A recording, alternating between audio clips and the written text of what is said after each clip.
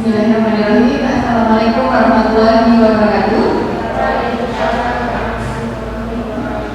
Terima kasih atas kehadirannya Bapak Ibu Guru yang sudah berkenan hadir pada kesempatan kali ini. Saya Amina Aina dari Dewi. Pada kesempatan kali ini ingin memaparkan akan memaparkan laporan orientasi P3K yang telah saya lakukan di Setda dan di SMP Negeri 1 Kajen. Latar belakang dari adanya laporan ini yaitu sebagai pendidik di sekolah menengah pertama, orientasi P3K itu bermanfaat dalam memahami tugas dan fungsi, nilai-nilai serta etika jabatan yang perlu diketahui oleh ASN P3K. Selain itu, dengan adanya orientasi ASN P3K ini, kami mengetahui bagaimana identitas Kabupaten Pekalongan meliputi visi, misi, tujuan, dan juga sasaran organisasi pemerintahan daerah Kabupaten Pekalongan. Maksud dan tujuan pelaksanaan orientasinya yaitu pertama, pengenalan tugas dan fungsi ASN, yang kedua, pengenalan nilai dan etika pada instansi pemerintah, kemudian tujuan pelaksanaannya, pertama, peserta mampu memahami program orientasi dan mengenal nilai serta etika instansi pemerintah, kemudian peserta mampu mengaktualisasikan nilai-nilai dasar ASN berakhlak, yang dimana artinya itu berorientasi pada pelayanan, akuntabel, kompeten, harmonis, loyal, aktual, serta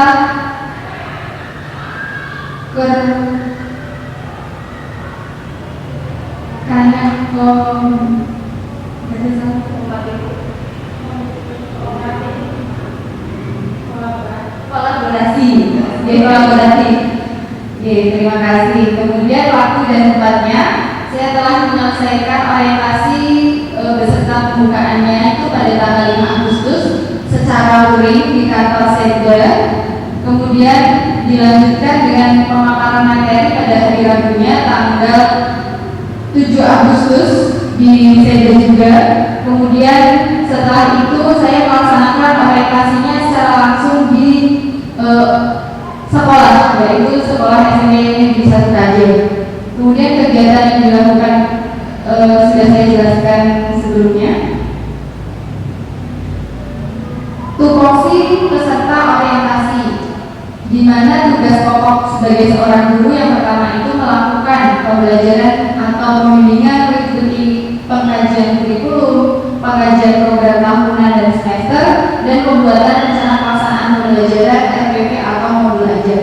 Kemudian pelaksanaan pembelajaran atau pembimbingan mengikuti pelaksanaan RPP atau OMA. Pelaksanaan pembelajaran harus memenuhi paling sedikit 24 jam tatap muka per minggunya. Kemudian melakukan pembimbingan dan konseling terhadap peserta didik, menilai hasil belajar peserta didik, yang terakhir yaitu melaksanakan pembimbingan dan melatih ekstrakurikuler. Selanjutnya mengenai fungsi guru. Pada umumnya fungsi guru itu sebagai teladan, suri teladannya peserta didik, di mana seorang model itu kita harus menjadi contoh yang baik sekaligus mentor bagi peserta didik dalam mewujudkan perilaku yang berkarakter, sehingga siswa atau peserta didik itu dapat menjadi individu yang memiliki kedewasaan dalam berpikir, bertindak, dan berperilaku sesuai dengan tata aturan atau norma yang ada. Untuk selanjutnya, peran guru dalam pendidikan karakter, di mana pada zaman sekarang ini bermanfaat dan pengembangan pendidikan karakter itu perlu dan sudah menjadi tanggung jawab kita bersama sebagai seorang pendidik di sekolah menengah pertama. Seorang guru harus dapat membekali siswanya agar mereka dapat hidup dengan mandiri, berkarakter, serta berwawasan luas, agar dapat hidup dengan baik di masyarakat di masa yang akan datang. Rencana kerja P3K yang sudah saya lakukan di SMP Negeri 1 Kajen yaitu identifikasi isu yang pertama. Saya mengamati, mengobservasi bagaimana kondisi lingkungan di SMP Negeri 1 Kajen, terutama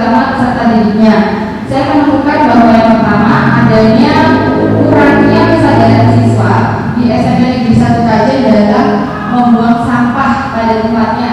Jadi ketika saya berkeliling atau pada saat di kelas, saya menemukan bahwa ada sampah di meja tidak diambil oleh siswa. Jadi itu betul-betul harus memahami bahwa kita sebagai pendidik tidak hanya tugasnya untuk mengajar, tapi juga mendidik bagaimana sikap dan perilakunya sehari-hari. Kemudian yang kedua, kurangnya budaya senyum salam sapa siswa kepada guru yang tidak mengenal mata belajarnya.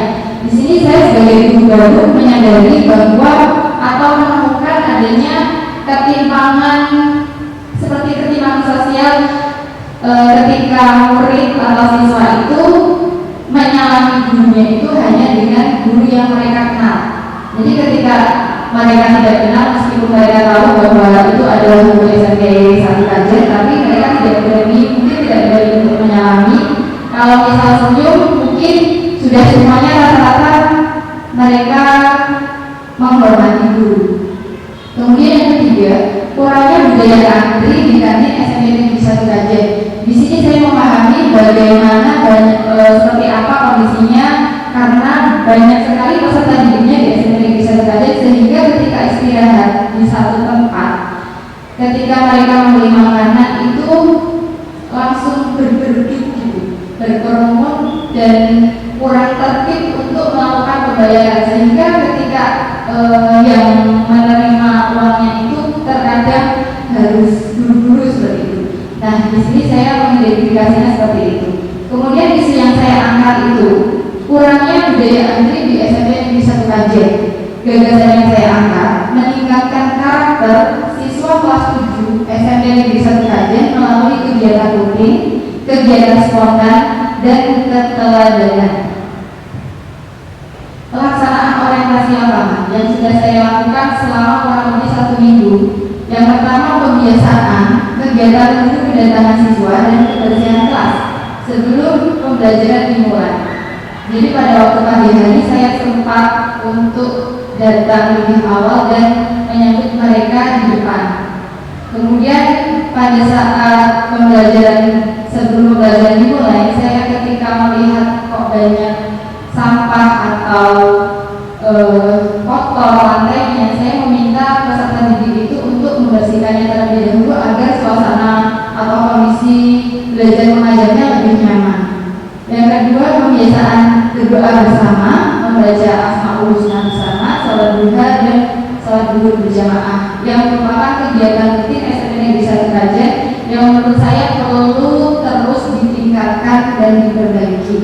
Yang ketiga, pembiasaan berdoa bersama. Yang ketiga, membiasakan senyum, salam, dan sapa kepada guru, karyawan, dan antar siswa.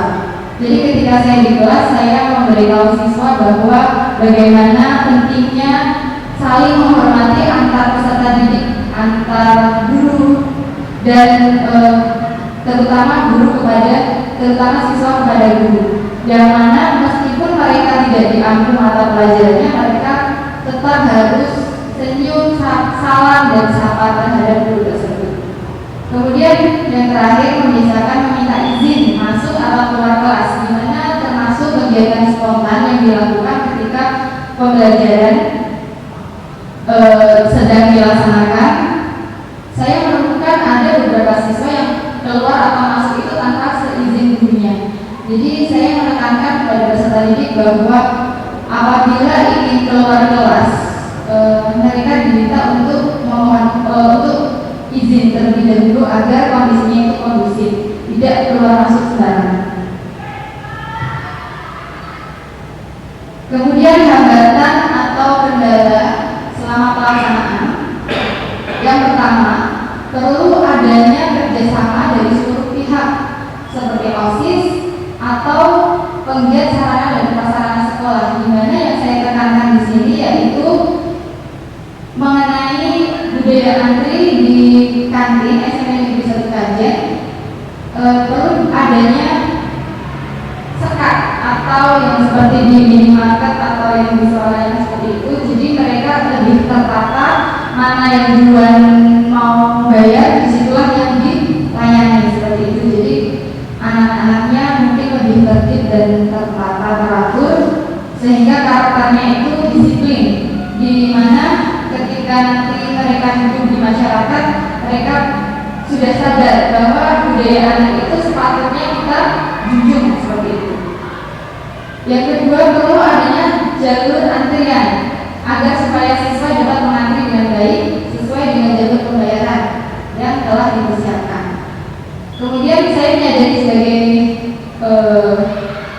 yang membuat laporan atau yang menulis membutuhkan waktu yang tidak dapat terlaksana dengan singkat, karena waktu yang saya miliki itu hanya 1 minggu untuk merubah itu semua.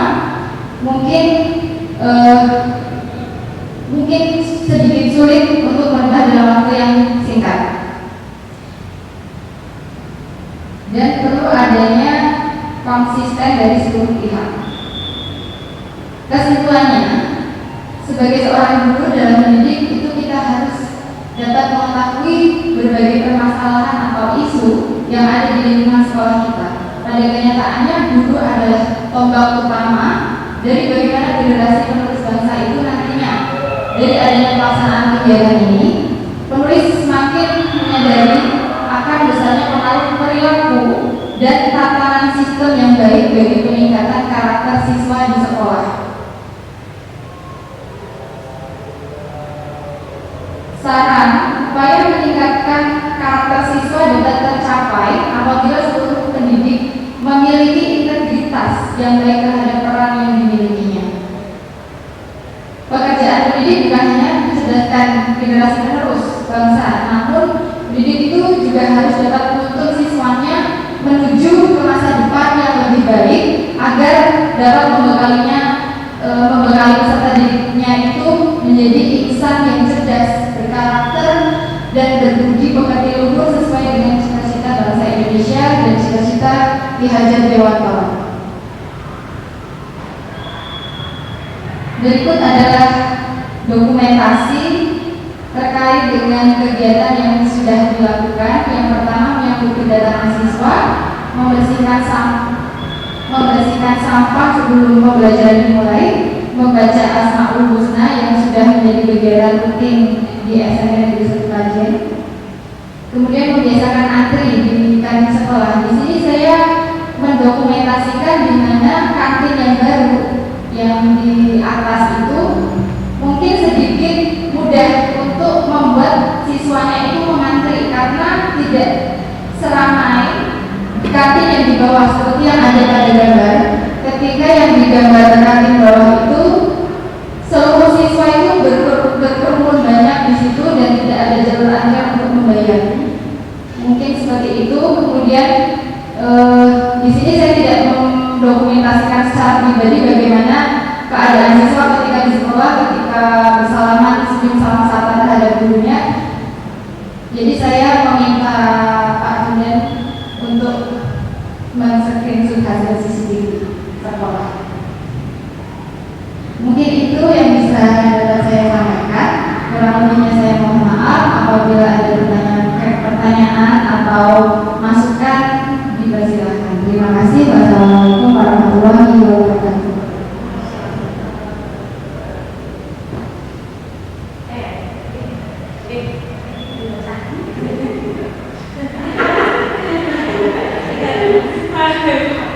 Terima kasih. Karena saya juga tertarik melihat itu ya, programnya yang membiasakan budaya antri, karena itu jelas ternyata untuk kepentingan anak-anak di masa depan. Kita kalau ada kebebasan di mengerti antri di masyarakat, kita akan jadi salah kaprah bermusuhan dengan orang banyak kalau mengerti antri. Nah, pembiasaan antri itu ternyata di kantin sekolah bisa kita saya juga akhirnya karena tadi berkaitan dengan pengelola sarana dan prasarana juga, mungkin nanti bisa diberikan masukan terkait dengan program ini. Jadi karena kondisi kantin kita yang sedemikian itu luasnya dengan 900 sekian siswa, mungkin bisa di set lagi tempatnya itu menjadi seperti swalayan bersih. Kalau yang sudah tersedia kan semua jajan yang anak ambil sendiri itu kan tempatnya mendatar di sana. sehingga butuh space atau ruang untuk meletakkan makanan yang akan diambil anak ikan ini. Jadi mungkin bisa dibuat rak disusun ke atas sehingga space untuk ruang gerak anak lebih banyak dan bisa dibuat antrian yang mengular. Kalau nanti memang kedepannya mungkin Panjenengan bisa berdiskusi bersama teman-teman dari Satgas, kalau itu bisa diwujudkan kan akan mengurangi space untuk jajan. Jadi tidak sekian banyak 6 meja itu untuk jajan. Kalau bisa dibuat begitu ke atas dan tidak perlu terlalu tinggi, yang penting semua anak terlihat gitu. Malah kalau yang terbungkus mungkin bisa separuh badan. Jadi menurut saya itu saya ini jadi kepikiran di sini. Kalau ruang gerak anaknya makin banyak, terus kemudian kasirnya kan sekarang sudah banyak sih, cuma masih besar menjadi satu tempat gitu. Kalau seperti di Swalayan misalnya dibuat jalur antrian mengular, kemudian di bagian ujungnya terpecah 3 tempat, berarti akan saya rasa itu bisa menjadi solusi ngajari anak.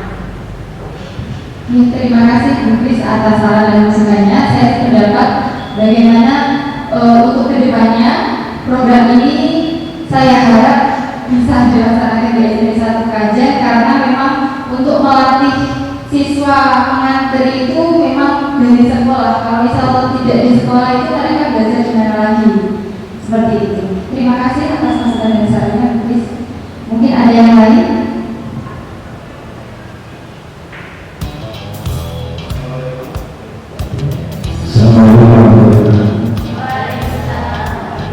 Tak mudah menjawab karena saya paling dosen pembimbing. Jadi tadi sudah dipaparkan, saya menulis membantu. Jadi memang sebenarnya ada 3 isu yang diangkat oleh rumah umum, yaitu mengenai perubahan menyapa terus antri sama yang satunya kebersihan. Tapi tadi luar biasa pada waktu pelaksanaan orientasinya itu sebenarnya diangkat semuanya itu, walaupun yang diangkat cuma nanti itu luar biasa. Jadi semuanya yang tadi diisukan itu tidak-tidaknya dilakukan sebenarnya.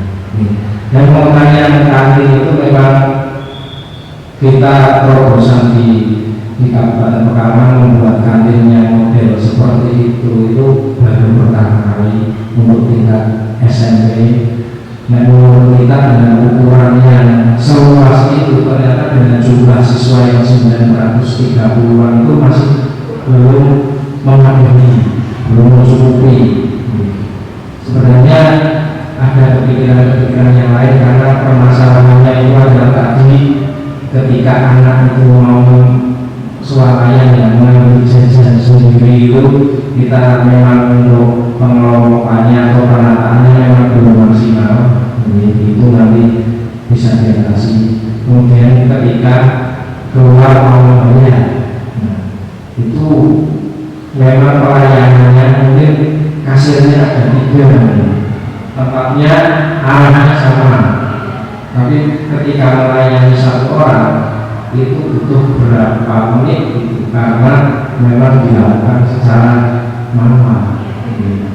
Itu membutuhkan seorang kasir yang matematikanya ini.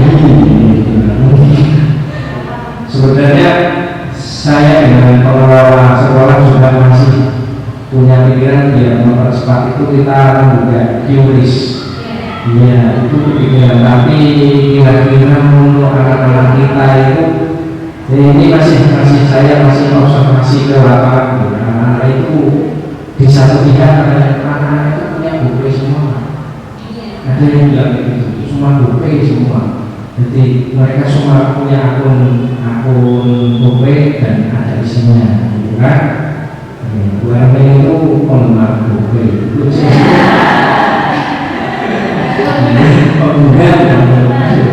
Penggemar berarti kan menggunakan terus. Nah itu. Tapi di sisi lain ada yang saya dari Bapak Guru ya, bukan ke sini situ, tidak semua orang punya kehidupan. Nah itu kan masih dalam pemikiran kita. Jadi mungkin dalam waktu dekat ini kita nanti mau menggunakan dua-duanya. Yang bisa pakai QRIS silahkan pakai QRIS, yang manual silahkan manual, paling tidak nanti mengurangi kemacetan itu. Dan kita sudah berusaha itu, dan kita kemarin men-setting itu di warung itu ada tempat duduk itu biar anak jajan itu duduk di sana, dan ternyata anak-anak SMP itu belum waktunya kayak gitu. Iya, dia masih seperti SD, beli bawa kelas atau bawa di bawah pohon atau nangkring di atas selokan gitu, kayak gitu. Beda sama anak-anak SMA. Makanya kita selain membuka membuka kantin bulan-bulan yang ukurannya lebih kecil, itu bentuknya bukan seperti kantin yang modern, itu bentuknya seperti warung. Nah, itu paling tidak untuk memecahnya kantin besar ini, terus berada di kantin yang di atas itu dan modelnya seperti warung, jadi anak-anak itu makan ya duduk di situ, membiasakan seperti itu. Kalau enggak nanti anak-anak, saya lihat dari, saya tidak mengamati langsung, tapi lihat dari CCTV itu memang kebanyakan mayoritas itu cowok-cowok kelas 9. Kelas 8 sedikit, kelas 7 yang sama sekali tidak ada. Kelas 9 paling banyak kelas 8 karena mereka jajannya udah makan udah. Di situ disediakan mie goreng, mie rebus, nasi mengkono, nasi udah beda, jadi memang segmennya beda. Itu untuk memang kita melayani semua jenis keinginan anak gitu. Tapi nanti ya pokoknya ada masukan-masukan dari teman-teman guru yang lain, mungkin mau dibikin seperti apa biar lebih lancar, kita pengelola itu sangat berterima kasih dan sangat terbuka untuk ide-ide. Tapi nanti tetap kita melakukan observasi dulu, karena keputusannya itu biar tepat, kita tidak tergabah dari pelan-pelan aja. Nanti ya semoga saja kalau anak-anak kita perkenalkan sosialisasi dengan QRIS itu lebih nyaman, karena mungkin beberapa anak nanti yang lain bisa ikut. Saya ngantri manual lama gitu, pakai QRIS sesat gitu kan. Ya itu kan seperti itu. Jadi di tempat-tempat di kajian itu memang di toko-toko yang bisa saja belum tentu pakai QRIS sendiri. Memang kita kan mengikuti perkembangan dari lingkungan sekitar dulu. Kalau kita pergi ke kota Pekalongan udah beda lagi. Saya pernah roket chicken bukan di Sagi. Saya main pengilangan karena saya bawa uang itu 60.000 saya jalan bawa uang cash itu ke situ sama anak saya, terus sama saudara saya satu kecil juga, ponakan itu makan di situ, mau pesen makan ternyata nggak ada di pakai QRIS ya. Mohon maaf nggak bisa. Saya tak cari, ternyata untungnya uangnya 60.000 gitu. Tak aduh nanti buat parkir saja tidak ada. Misalnya mulai parkir QRIS ya tuh, akhirnya saya paspor duitnya nggak bisa ya, nggak bisa Pak, belum ada. Itu padahal kejikan di Saki dekat rumah saya itu. Kalau misalnya terpaksanya kok nggak bisa, saya pulang dulu. Nah itu dekat kereta api itu ada kejikan ini. Nah itu di situ tidak bisa itu. Untungnya ketika parkir, parkir ini parkir ini surat kok ada sendiri aja nggak apa-apa. Si cowok itu arahkan, ini arahkan, tapi itu tukang parkir tak ada mau sama jenis surat mesti ya saya kurang serang itu tidak mesti sebulan sekali udah apa Itu saja tambahan dari saya. Monggo yang mau bertanya lagi. Oh,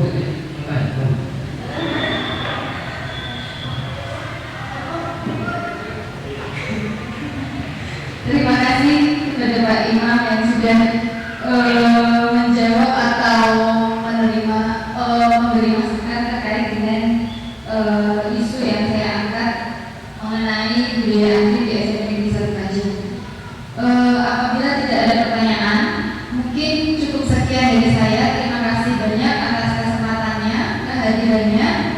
Semoga pada acara hari ini ada hal yang bisa diambil yang positifnya, dan yang kurangnya saya mohon maaf sebesar-besarnya. Terima kasih. Wassalamualaikum warahmatullahi wabarakatuh.